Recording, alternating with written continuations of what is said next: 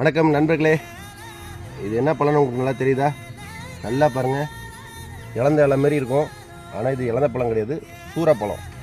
நல்ல மானவாரியான நிலங்களில் இயற்கையாகவே வரக்கூடிய பெரிய இயற்கை கொடுத்த பெரிய உரம்.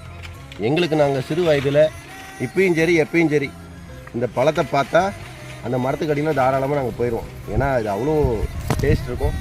சாகிற வரைக்கும் இதோடைய சுவை மறக்காது. அவ்வளோ ஒரு நல்ல ஒரு பழம். நல்ல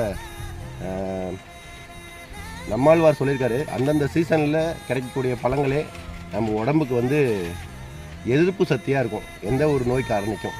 அப்படிங்கிறப்ப அந்தந்த சீசனில் நெவா பழமாக இருக்கட்டும், இளந்த பழமாக இருக்கட்டும், இல்லை வேறு எந்த பழமாக இருந்தாலும் சரி, தயவு செய்து வாங்கி குழந்தைங்களுக்கும் கொடுங்க, நீங்களும் சாப்பிடுங்க, ஆரோக்கியமான வாழ்வை வாழுங்க.